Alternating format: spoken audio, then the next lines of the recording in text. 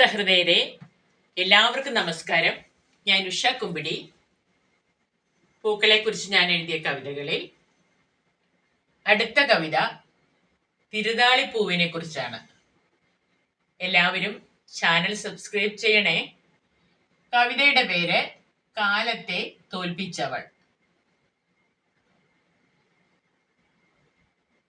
കാലത്ത് വന്നിട്ട് ഉച്ചയ്ക്കു പോകുന്നു, കാലത്തെ തോൽപ്പിക്കും തിരുതാളിപ്പൂ. കൂമ്പുന്ന നേരത്ത് ഒരു തുള്ളി നീർ പോലും കണ്ണിൽ നിന്നുതിരാത്തതെന്തേ പൂവേ?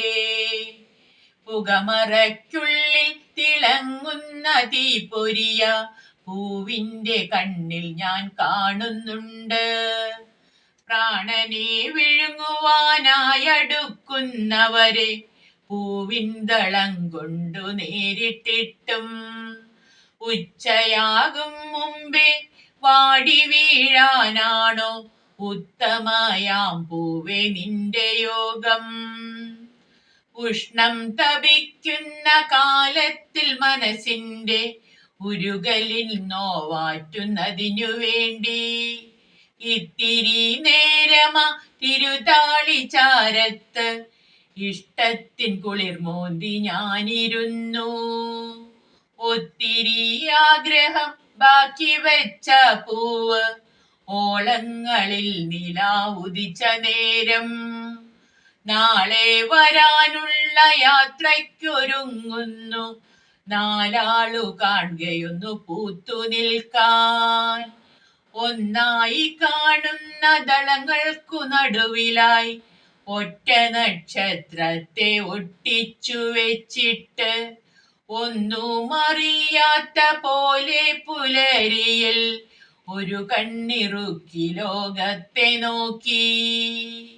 കരിമുകിൽ കാട്ടുന്ന വികൃതി തരങ്ങളോ, തീരാത്ത മഴയുടെ തോരാത്ത ദുഃഖമോ, പരപര പെയ്യുന്ന മഞ്ഞിൻ കണങ്ങളോ, തെരുതെരെ വീശുന്ന തെന്നൽ കുസൃതിയോ, വിരിയുന്നതിനു തടസ്സമാകാതിരിക്കാൻ പുലരിയിൽ തന്നെ പുതുവസന്തം തീർത്ത് പ്രകൃതി കരുതലും കാവലാളുമായി നിന്ന് പ്രണയം പകരുന്നു തിരുതാളിപ്പൂവിന്.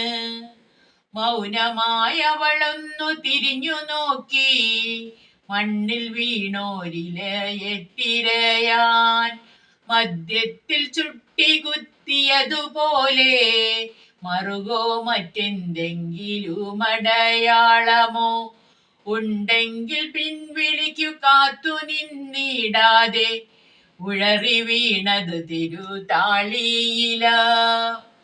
ഉണ്ടാവണം തിരുതാളിക്കു തോഴിയില, ഊത്തിൽ പറക്കുന്ന തൂവൽ പോലെയാവാൻ. വെയിലേറ്റു കരിയുന്ന പകലുകളിൽ വെറുതെ നിൻ കുടക്കീഴിലേക്കോടി വന്നാൽ കുടയുടെ നിഴൽ തീർത്ത തണലിലൽപ്പം കുളിരോർമ്മയ്ക്കായി എനിക്കിടം തരില്ലേ? വേരുകൾ വെള്ളവും വളവുമുള്ളിടത്തേക്ക് വേഗത്തിൽ നീണ്ടുപോകുന്ന പോലെ വേവുമെൻ മനസ്സിലെ നിന്നോടുള്ള പ്രണയം വാനോടം പകരുന്നു തിരുതാളിപ്പൂവേ. കാലത്ത് വിരിഞ്ഞിട്ട് ഉച്ചയ്ക്കു കൂമ്പുവാൻ കാന്താരി പൂവിനിത്ര ധൃതി എന്താണാവോ? കാലത്ത് വിരിഞ്ഞിട്ട് ഉച്ചയ്ക്ക് കൂമ്പുവാൻ കാന്താരി പൂവിനിത്ര ധൃതി എന്താണാവോ?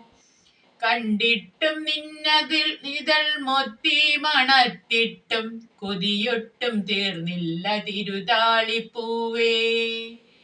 കണ്ടിട്ടും നിന്നിതൾ മൊത്തി മണത്തിട്ടും കൊതിയൊട്ടും തീർന്നില്ല തിരുതാളിപ്പൂവേ. നന്ദി, നമസ്കാരം.